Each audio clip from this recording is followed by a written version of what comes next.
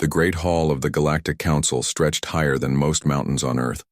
Thousands of alien beings filled the curved seats that rose like waves toward a crystal dome, showing the stars beyond. At the center of this massive space stood a single human. Ambassador Hyunwoo Park kept his back straight as he faced the tribunal.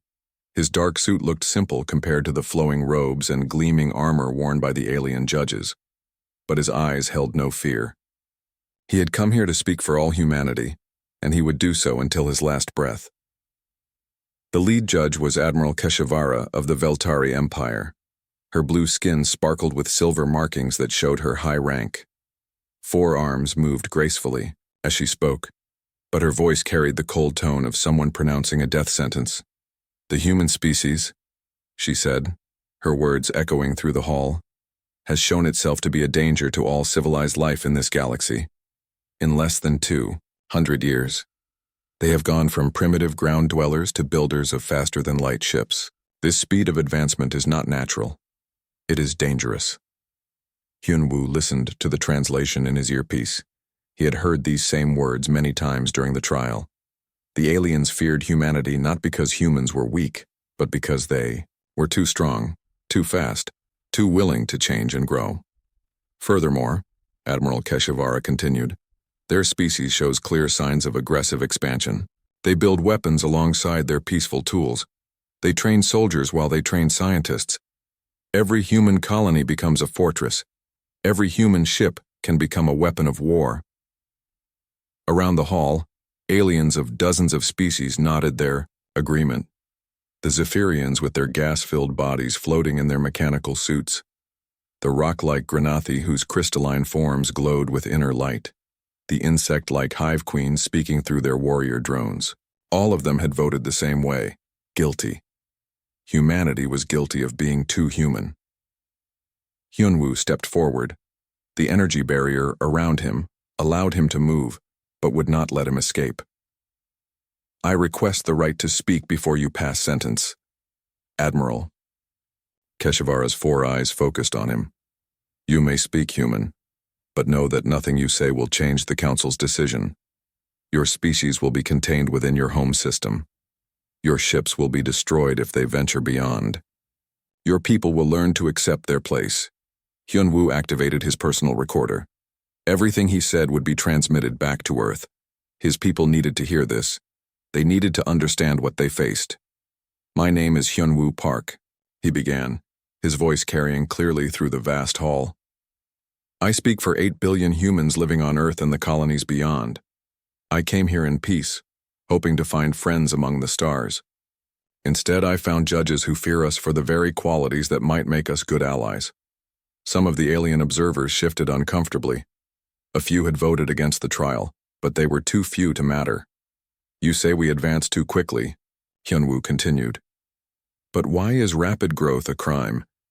You say we build weapons, but we also build hospitals. You say we train soldiers, but we also train teachers. We prepare for war because history has taught us that peace must be protected." Admiral Keshivara's expression did not change. "Your species eliminated most large predators on your homeworld. You fought wars that killed millions of your own kind. You turned even peaceful atoms into weapons of mass destruction. This is not the behavior of a civilized race." "No," Hyunwoo agreed. "It is the behavior of a race that learned to survive. Every human child knows the story of their ancestors who faced creatures with claws and teeth in the darkness. We learned to make fire, to craft tools, to work together. We did not grow up in a galaxy where others protected us from danger. We learned to protect ourselves." The hall grew quieter. Some aliens had never heard a human speak this way before.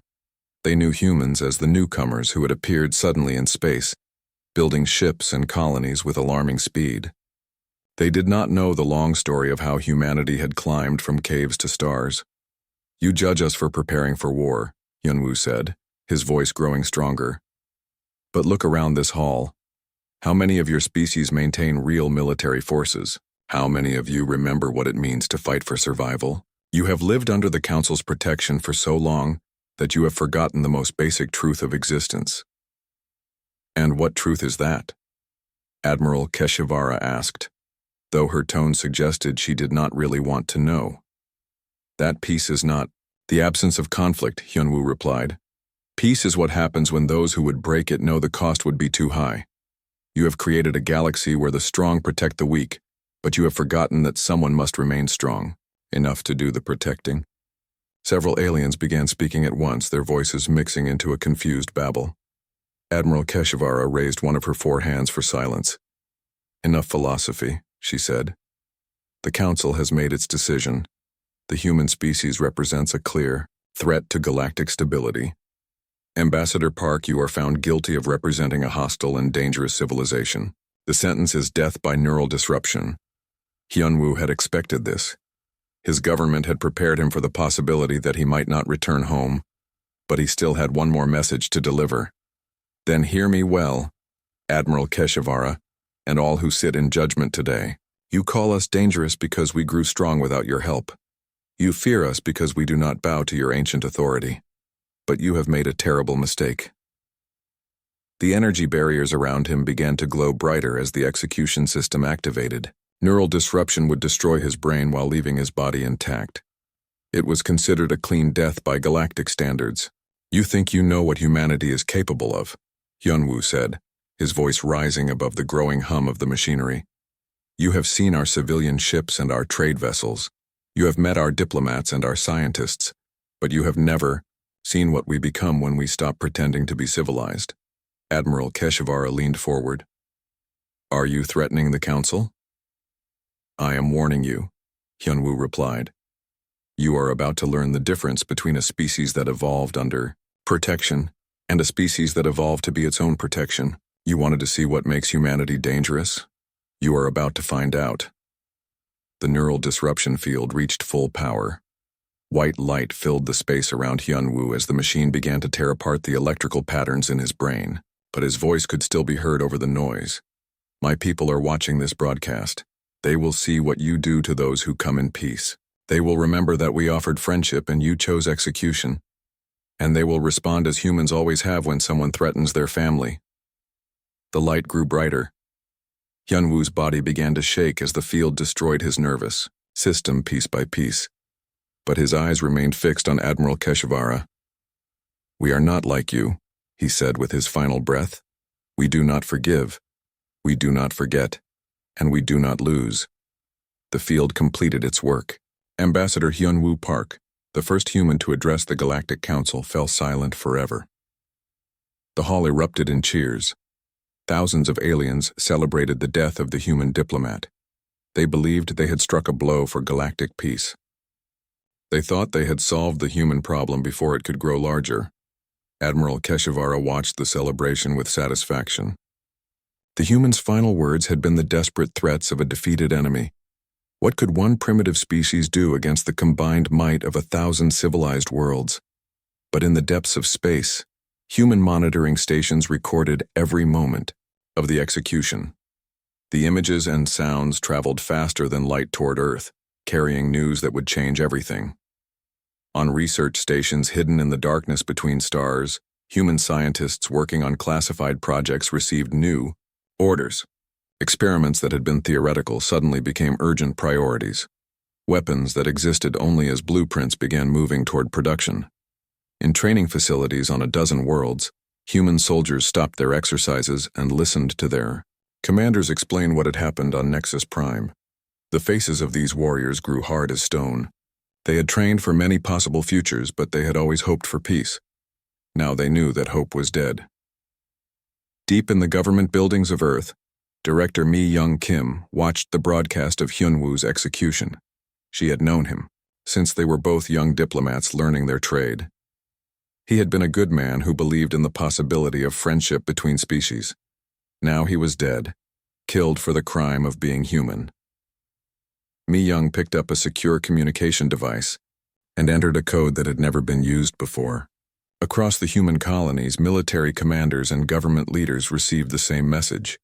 3 words that would reshape the galaxy. Protocol Omega, authorized. The aliens in the council hall continued their celebration, not knowing that they had just made the worst mistake in galactic history. They had shown humanity exactly what their peaceful civilization was worth, and humanity was about to show them what happened when a species that had never stopped being predators decided to hunt. In the days that followed, alien intelligence services would detect unusual activity in human space, ships moving in new patterns, communications traffic increasing, military units being recalled from leave. But they would dismiss these signs as the panicked reactions of a species that knew it was beaten. The emergency session began 6 hours after Hyun-woo's execution. In the underground command center beneath Geneva, the most powerful humans in the solar system gathered around a table that had been designed for this exact moment. The room had no windows, no decorations, nothing to distract from the terrible decisions that would be made here. Director Mi-young Kim sat at the head of the table.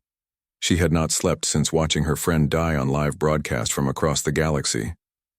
Her hands were steady as she called the meeting to order, but her eyes held a cold fire that everyone in the room recognized. "Ladies and gentlemen," she said, "we are here to discuss humanity's response to an act of war. At 14:30 hours yesterday, the Galactic Council executed Ambassador Hyun-woo Park without legal justification, in violation of every diplomatic treaty they claim to honor. The execution was broadcast live as a message to our species. Around the table sat the people who would decide humanity's future. General Tae-jin Lee commanded Earth's Space Defense Force. President Jin-ho Nam led the United Earth Government. Dr. Bo-ram-yoon headed the Advanced Weapons Research Division.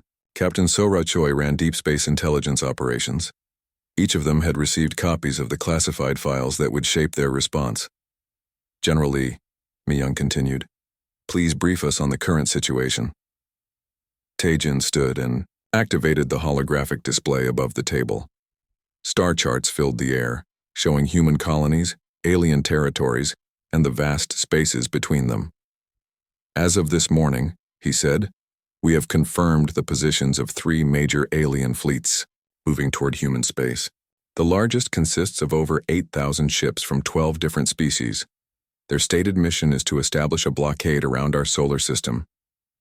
President Jin-ho leaned forward.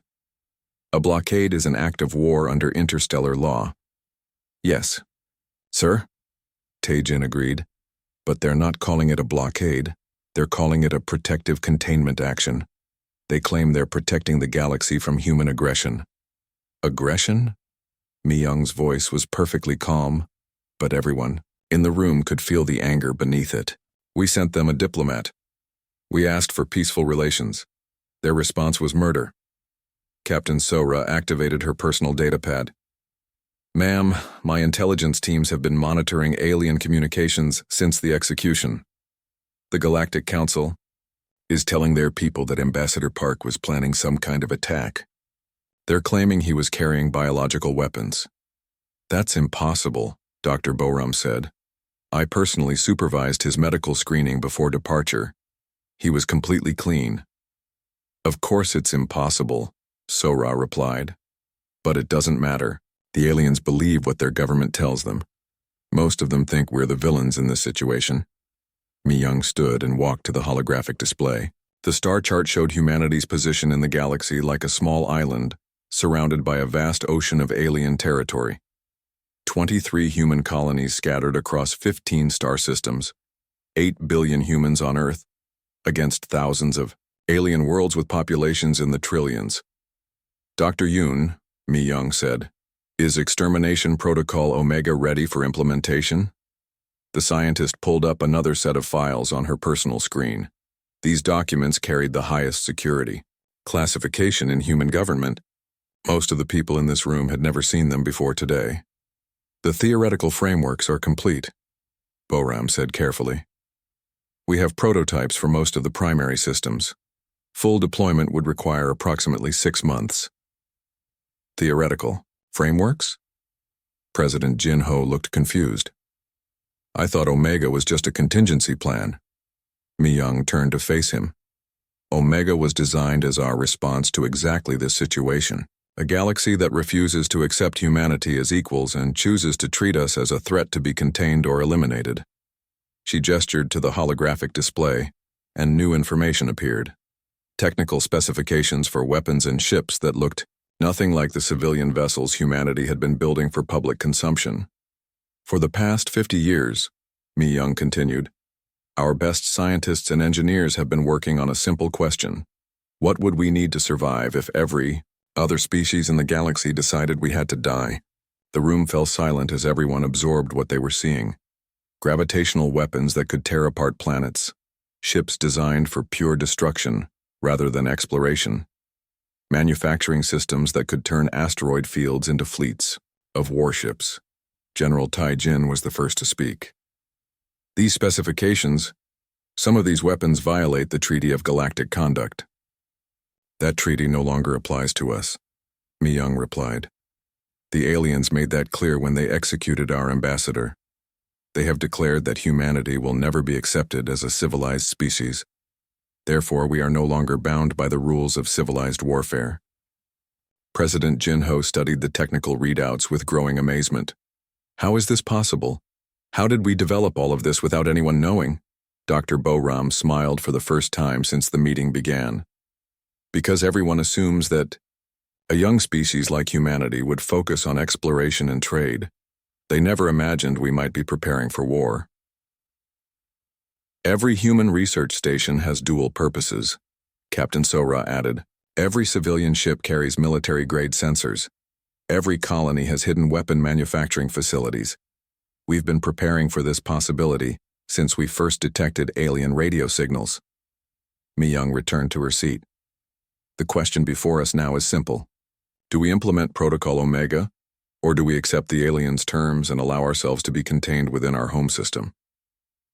What exactly does implementation mean? President Jin Ho asked. Total war, General Taejin answered.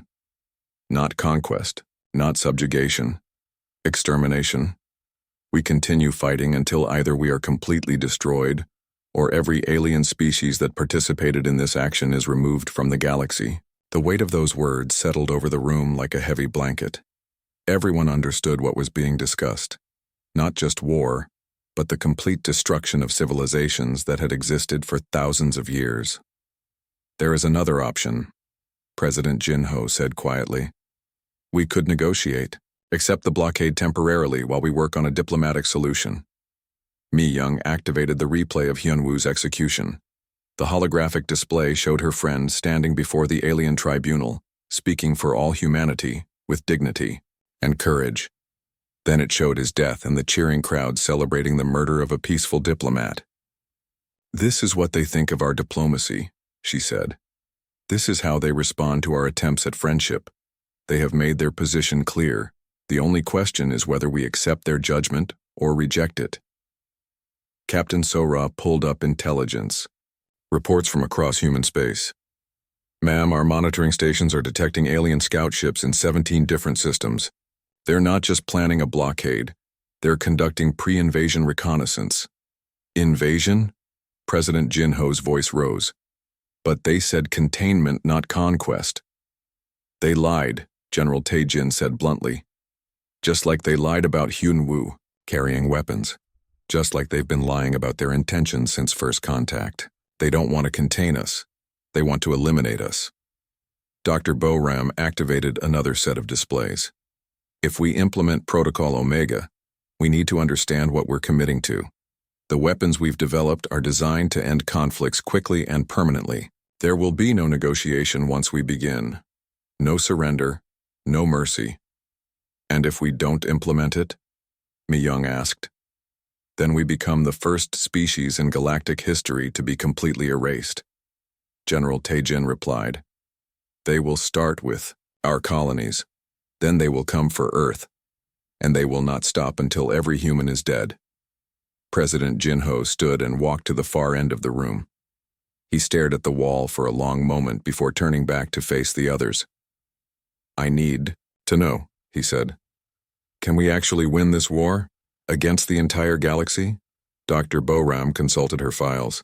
Our strategic analysis suggests a 73% probability of complete success, assuming full implementation of all Omega protocols. And what does complete success look like? Mi Young answered without hesitation. Every species that voted for Hyunwoo's execution will be extinct within 5 years. Every world that cheered his death will be lifeless rock. The Galactic Council will be dissolved and replaced with a new government that understands humanity's place in the universe. The room fell silent again. Outside this chamber, 8 billion humans continued their daily lives, unaware that their representatives were deciding the fate of an entire galaxy. "I call for a vote," President Jinho said finally. "All in favor of implementing Extermination Protocol Omega?" One by one, hands rose around the table. General Tae-jin voted yes without hesitation. Captain Sora followed immediately. Dr. Bo-ram raised her hand with the grim determination of someone who understood exactly what her weapons could do. Mi-young was the last to vote. She thought of Hyunwoo's final words, his warning that humanity was not like the aliens, that humans did not forgive, did not forget, and did not lose. Her hand rose. "Motion carries," President Jinho announced. "Protocol Omega is hereby authorized and activated. May God forgive us for what we are about to do." Within hours, coded messages began traveling to every human world. Military commanders opened sealed orders that had been prepared. Captain Woo Jin-han had been hunting alien ships for 3 weeks when he finally found what he was looking for. The scout ship Vengeance hung in the darkness between star systems, its advanced sensors tracking the movements of a Veltari patrol, Squadron 12 light-hours away.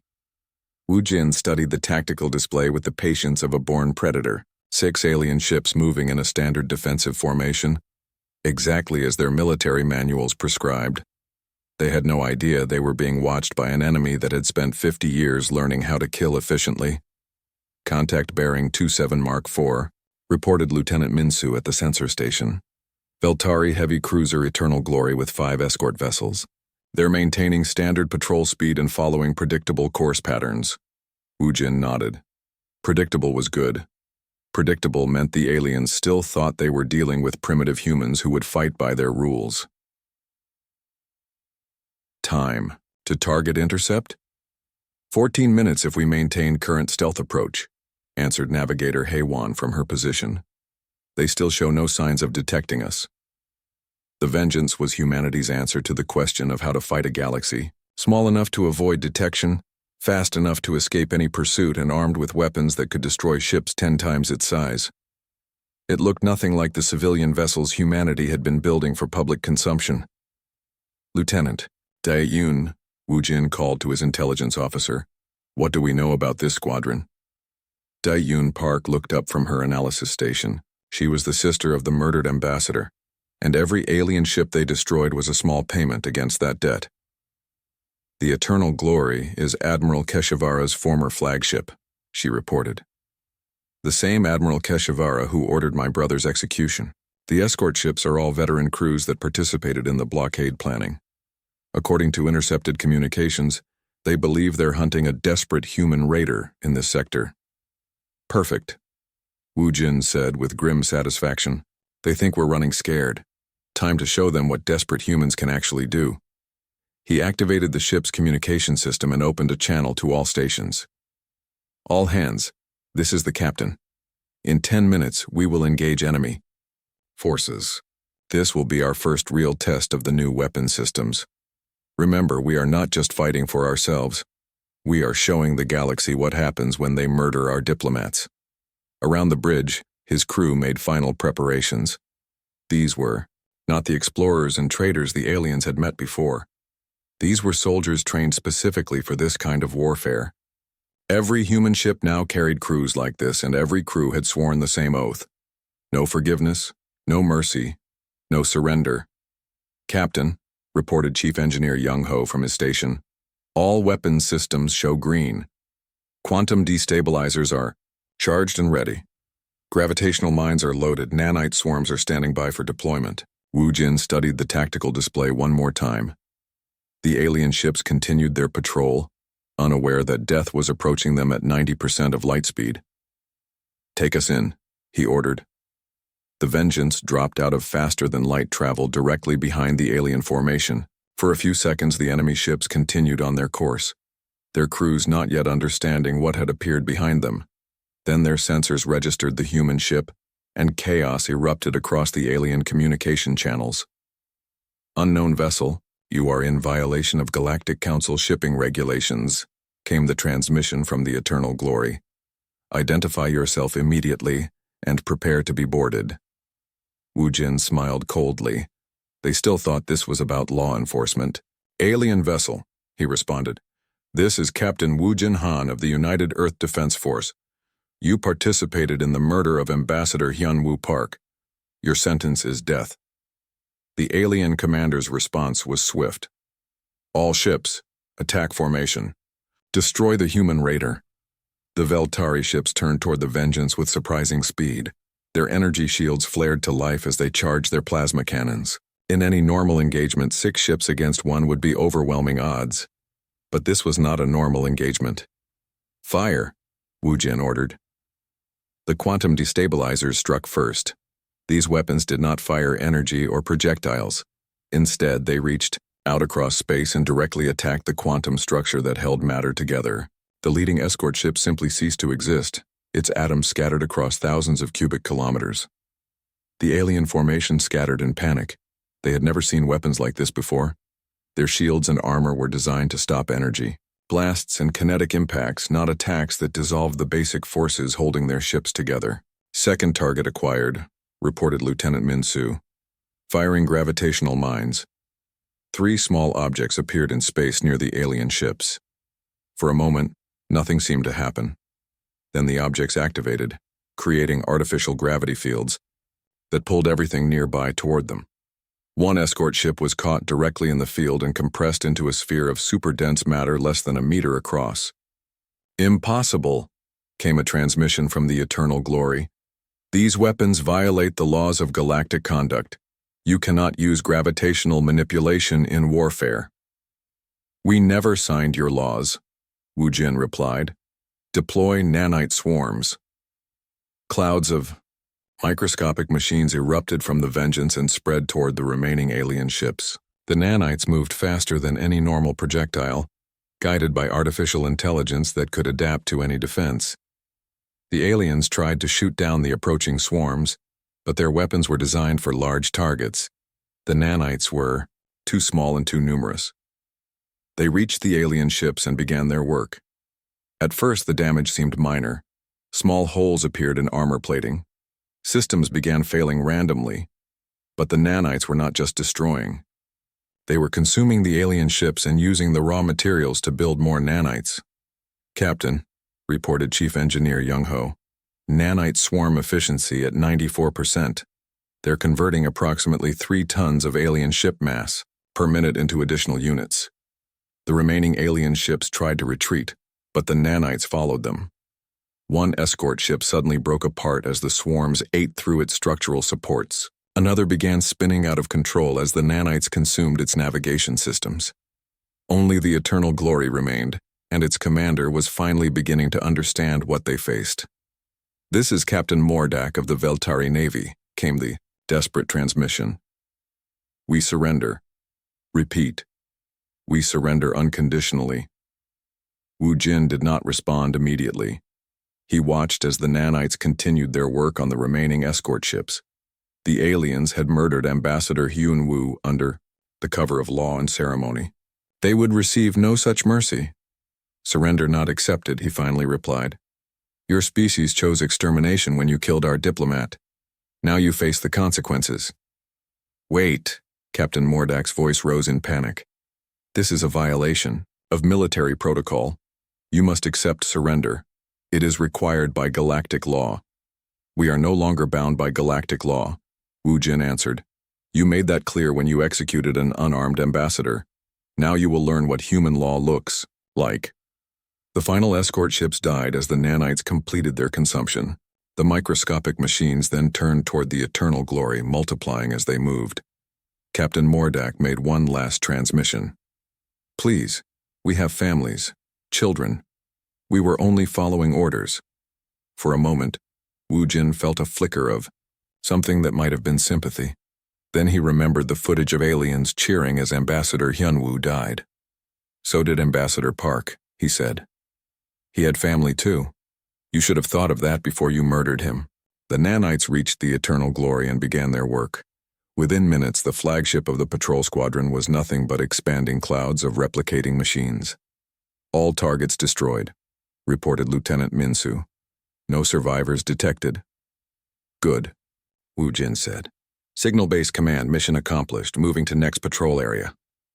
But even as the Vengeance prepared to jump to its next target, other events were unfolding across the galaxy that would change everything. On the research station orbiting Titan, Dr. Bo-Ram Yoon watched the successful field test of humanity's new weapons with grim satisfaction. The aliens had assumed that a young species like humanity would fight with conventional weapons and tactics. They were about to learn how wrong they were. Director Kim, she said into her secure communicator. All weapon systems performed within acceptable parameters.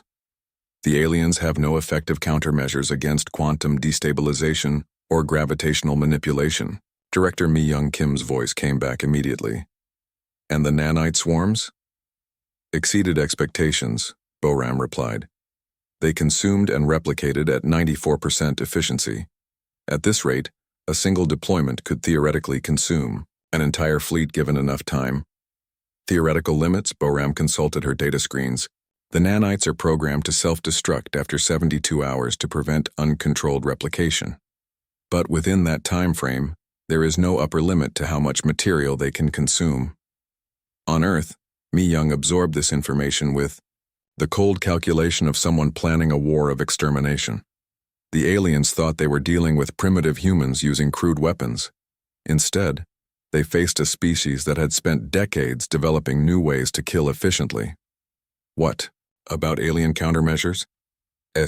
Fleet Admiral Sun Ho-Bei stood on the bridge of the battleship Retribution and watched 12 star systems burn simultaneously. The holographic display showed real-time feeds from across the galaxy as humanity's true military might was revealed. For the first time, status report, he ordered. Captain Sora Choi looked up from her tactical station. 3 months of hunting alien patrol squadrons had prepared her for this moment, but even she was amazed by the scope of what they were accomplishing. All strike groups report successful insertion, she said. We have established fire superiority in every target system. Alien resistance is minimal. That was an understatement. The aliens had expected raids and small-scale attacks. They had not expected humanity to launch simultaneous assaults on 12 major worlds using ships and weapons that should not have existed. Admiral, reported Communications Officer Jin Woo, we're receiving surrender offers from 6 different species. The Granati are offering to withdraw from the Galactic Council completely. The Zephyrians are requesting immediate peace negotiations. Sun Ho studied the tactical display with the cold calculation of someone who had spent his entire career preparing for this moment. Each red dot represented an alien world under attack. Each blue dot represented a human fleet that was demonstrating what happened when a predator species stopped pretending to be civilized. Standard response to all surrender offers, he ordered. Surrender is not accepted. Peace negotiations are not available. The aliens chose extermination when they murdered Ambassador Park. Now they will live with that choice. On the planet Veltari Prime, the homeworld of the species that had executed the human diplomat, Special Forces Commander Yejin Ko led her troops through the capital city with mechanical precision. The aliens had tried to defend their world, but their military was designed for ceremonies and parades, not actual warfare. Team 3 report, she said into her combat communicator. Government district secured, came the response from Lieutenant Hyun-soo. All council members have been captured alive as ordered. Civilian casualties are minimal. Yejin nodded with satisfaction. Humanity's war was not against alien civilians. It was against the governments and military forces that had chosen to threaten human survival. But those who had participated in that choice would face the full consequences. Take them to the execution site, she ordered. Make sure the planetary broadcasts are working. Every Veltari needs to see what happens to leaders who murder human diplomats. The execution site was the same plaza where crowds had cheered Ambassador Hyun-woo's death 3 months earlier. Now it was filled with alien leaders waiting to learn what human justice looked like. Admiral Keshivara stood with her hands bound, facing a crowd of her own people. The 4-armed alien who had ordered the ambassador's death now faced the same fate she had imposed on others. Commander Ye-jin stepped forward to address both the prisoners and the planetary broadcast audience. Citizens of Veltari Prime, she began, her words automatically translated by human communication systems. 3 months ago, your leaders executed Ambassador Hyunwoo Park without legal justification. They did this to send a message to humanity about our place in the galaxy. The crowd was silent. Unlike the cheering masses that had celebrated the ambassador's death, these aliens understood that their world was now under the control of beings that did not share their concept of mercy. Today we send our own message, Ye-jin continued. Admiral Keshivara, you are guilty of murdering a peaceful diplomat. Your sentence is death by the same neural disruption you used on our ambassador. Keshivara tried to maintain her dignity as human soldiers activated the execution device. You cannot do this, she said. I was following the orders of the Galactic Council. I am protected by military law. Military law no longer applies, Ye-jin replied. You forfeited that protection when you chose to murder our representative. Now you face human law, which is much simpler. You kill our people, we kill you. The neural disruption field activated. Admiral Keshivara, the alien who had ordered humanity's first diplomatic contact to be murdered, died exactly as she had killed Ambassador Park. But unlike the cheering crowds at the human's execution, the Veltari civilians watched in horrified silence. Let this be a lesson to every species in the galaxy, Ye-jin announced. Humanity tried to approach you in peace. You chose war. Now you will face the consequences of that choice until every being who participated in our ambassador's murder is dead. Similar scenes played out across 12 star systems, as human forces demonstrated their new approach to galactic relations. On the gas giant mining stations of the Zephyrian Collective, Captain Wu Jinhan's fleet destroyed every military installation, while carefully avoiding civilian targets.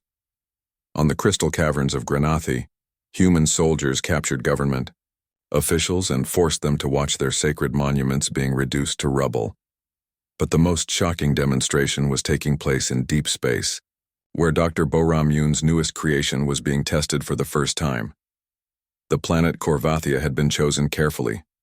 It was a military world with no civilian population, used by the Galactic Council as a training facility for their combined forces.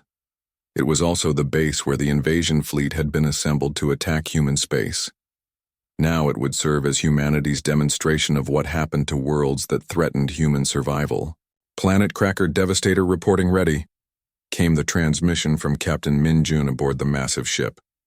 The Planet Cracker was humanity's ultimate weapon, a vessel designed around a single gravitational manipulation device that could tear worlds apart. It looked nothing like any ship ever built, more like a massive industrial facility wrapped around an engine of pure destruction.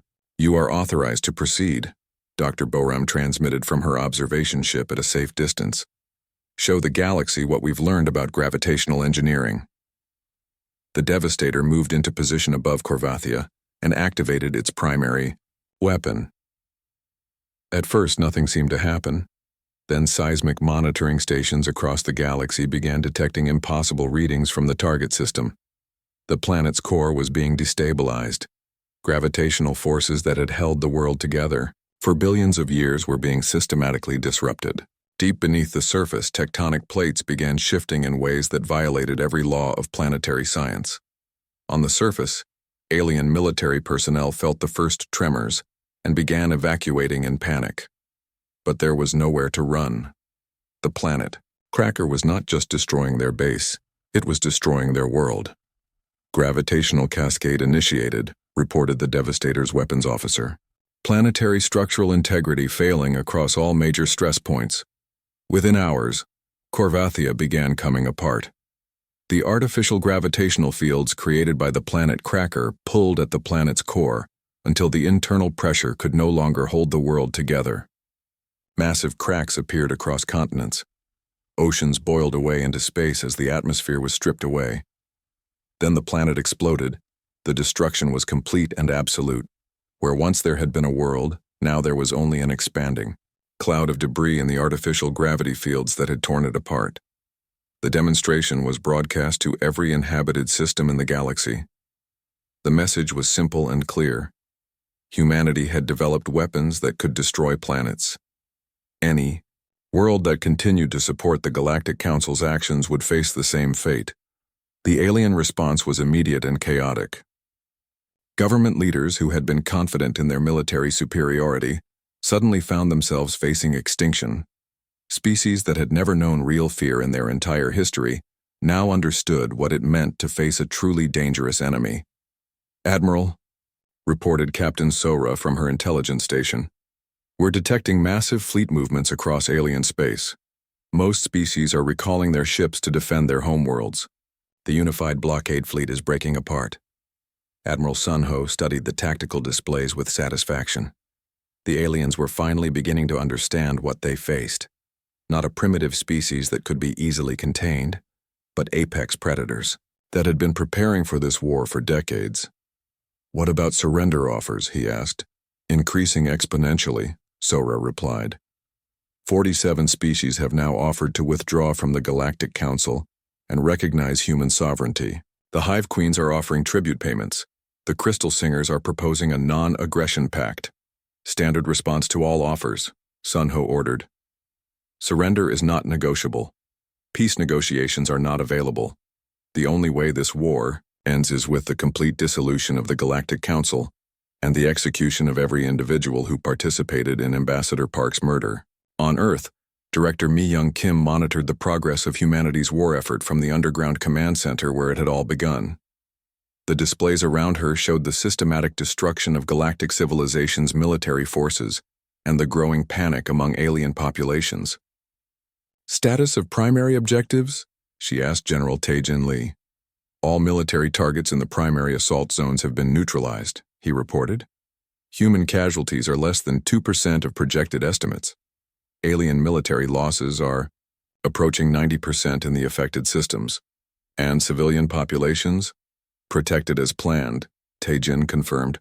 "Our forces are maintaining strict." The final battle for Nexus Prime began at dawn on the capital world that had once ruled the galaxy. Fleet Admiral Sunho Bay watched from the Bridge of the Retribution as the largest space battle in galactic history unfolded around the planet, where Ambassador Hyunwoo Park had been murdered 18 months earlier. Every surviving alien ship in the galaxy had gathered here for this last desperate stand. Over 50,000 vessels from hundreds of species, all united in their final attempt to stop humanity's advance. It was an impressive sight, the kind of armada that should have been able to conquer entire star clusters. Against them came humanity's war fleet. Only 8,000 ships, but each one designed for pure destruction and crewed by warriors who had spent their entire lives preparing for this moment. "Admiral," reported Captain Sora from her tactical station, "alien fleet is maintaining defensive formations around Nexus Prime. They're using the planet's orbital defenses as cover." Sunho studied the tactical display with the cold patience of someone who knew the outcome was already decided. The aliens still thought this was about numbers and firepower. They had not yet learned that this war had been over the moment they chose to execute a human diplomat. "Deploy planet crackers," he ordered. "Show them what happens to worlds that murder our ambassadors." 3 massive ships moved into position around Nexus Prime. The planet crackers had been refined and improved over the months of warfare, and now they could tear apart entire worlds in hours rather than days. Admiral Keshivara replacement demanding. "Communication," reported Communications Officer Jin Woo. Admiral Keshivara herself had been executed on her homeworld months ago, but the Veltari had appointed a new leader to their doomed fleet. "Put him through," Sunho said. The main display showed Admiral Mordakan, the new Veltari commander. His 4 arms gestured desperately as he spoke. "Human Admiral," he began, "we formally request negotiations for the surrender of all remaining Council forces. We acknowledge that your species has achieved military superiority. We are prepared to discuss terms for peaceful coexistence." Sunho let the silence stretch for long moments before responding. Behind him, his crew continued their preparations for the final assault. Weapon systems charged, nanite swarms prepared for deployment, gravitational mines moved into position. "Admiral Mordakan," he finally said, "there will be no negotiations. There will be no peaceful coexistence. You chose war when you murdered our ambassador. Now you will face the consequences of that choice.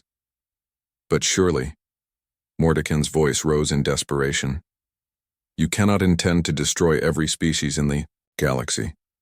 We have families, children, entire civilizations that had no part in the Council's decision. Your civilizations elected the Council, Sunho replied. Your people cheered when our ambassador died. Your species chose to treat humanity as a threat to be eliminated. Now you will learn what a real threat looks like. The alien admiral tried one more time. We offer complete surrender. We will disband the Council. We will recognize human authority over the galaxy. We will pay any tribute you demand. The time for surrender passed when you executed Ambassador Park, Sunho said. You had your chance to treat us as equals. You chose to treat us as enemies. Now we will treat you as prey. The transmission ended. Around Nexus Prime, the alien fleet braced for humanity's final attack. All ships, Sunho announced on the fleet-wide channel, commence final assault. Remember, we fight not just for ourselves, but for every human who might have lived if these aliens had chosen peace instead of murder. The human fleet struck with the coordinated precision of a pack of hunters taking down their prey. Quantum destabilizers reached across space to dissolve alien ships at the molecular level. Gravitational mines created crushing fields that turned massive vessels into compressed scrap metal. Nanite swarms spread through the enemy formations like a technological plague, but most terrifying of all were the planet crackers. The three massive ships focused their gravitational manipulation devices on Nexus Prime itself, beginning the process that would tear apart the galaxy's capital world. On the surface of the doomed planet, Director Mi-young Kim led a special forces team through the council chambers where her friend had been murdered. The building was empty now except for the automated system still broadcasting the final battle to the rest of the galaxy. Da-un, she called to Intelligence Officer Da-un Park. Have you located the council archives? Yes, ma'am, Da-un replied, from her position at a massive alien computer system. I'm downloading everything. Species databases, military records, economic data, diplomatic files. When this is over, we'll know everything about every civilization in the galaxy. Mi-young nodded. Knowledge was power, and humanity would need both to rule the galaxy they were conquering. The aliens had made the mistake of thinking humans were just another primitive species. Now they would learn what happened when they awakened a race of apex predators. Director, called Special Forces Commander Yejin Ko from the ceremonial chamber. I've found it. The execution platform where they killed Ambassador Park. Mi-young entered the vast chamber where her friend had died. The neural disruption device still stood at the center, ready to murder more diplomats who came seeking peace. Around the walls, holographic displays showed the ongoing space battle as humanity systematically destroyed the last resistance to their rule. Prepare it for demolition, she ordered. When Nexus Prime breaks apart, I want this chamber to be the first thing destroyed. Outside, the battle was reaching its climax. The alien fleet fought with the desperation of beings who knew they faced extinction. But desperation was not enough against an enemy that had spent decades preparing for this exact moment. Captain Wu Jin-han led the final assault on the alien command ships. His squadron of advanced fighters moved through the enemy formation like sharks through a school of fish. Each human pilot had trained for years in combat simulators. Each ship carried weapons that could destroy vessels 100 times their size. Target the flagship, he ordered his wing leaders. Once their command structure breaks, the rest will collapse. The alien flagship Eternal Harmony was the largest ship ever built, a symbol of galactic unity that stretched for kilometers through space. It should have been impossible for fighters to threaten such a massive vessel, but human fighters did not attack like any enemy the aliens had ever faced. They moved in patterns learned from Earth's deadliest predators, coordinating their strikes with the precision of a wolf pack. Quantum destabilizers carved through the flagship's armor like it was paper. Nanite swarms consumed its weapon systems faster than they could be repaired. Within minutes, the symbol of galactic civilization was a dead hulk drifting through space. All alien command ships destroyed, reported Captain Sora from the Retribution. Enemy fleet is breaking formation. We're detecting mass evacuation attempts. Let them run, Admiral Sunho ordered. Track their escape routes. We'll hunt down the survivors later. Around Nexus Prime, the planet crackers completed their work. The world that had ruled the galaxy for thousands of years began tearing itself apart as artificial gravitational fields ripped through its core. Continents separated and flew apart. Oceans boiled away into space. The atmosphere ignited in massive firestorms that could be seen from neighboring star systems. Then the planet exploded. The destruction of Nexus Prime sent shockwaves through the remaining alien forces. Their capital was gone. Their fleet was destroyed. Their government was extinct. For the first time in galactic history, an entire civilization had been completely defeated by a single species. The surviving alien ships scattered in all directions, carrying news of humanity's victory to every corner of the galaxy, but there was nowhere they could run that human hunters would not eventually find them. On Earth, President Jin Ho Nam addressed both the human population and the galaxy simultaneously. His speech was broadcast from the ruins of the United Nations building, which was being rebuilt as the center of humanity's new galactic government. Citizens of Earth and survivors across the galaxy, he began. 18 months ago, the Galactic Council executed our ambassador and declared war on humanity. Today, that war has ended with the complete victory of human forces. Images from the Battle of Nexus Prime played behind him as he spoke. The destruction of the alien fleet, the death of their capital world, the end of their ancient civilization. The Galactic Council claimed they acted to protect galactic peace, the president continued. They said humanity was too dangerous to be allowed to expand freely. They said we were too aggressive, too violent, too willing to use force to achieve our goals. He paused, letting the irony sink in across light years. They were right. In command centers across human space, military leaders began implementing the occupation plans they had been developing for months. Every alien world would be placed under human administration. Every surviving alien would learn to live under human law. Every species would understand their new place in the galactic order. Dr. Bo-Ram Yoon was appointed as the first human administrator of galactic affairs. Her job would be to reshape alien civilizations according to human principles. No more council democracy, where the weak could vote to destroy the strong. No more galactic laws that protected mediocrity and punished excellence. The old galaxy is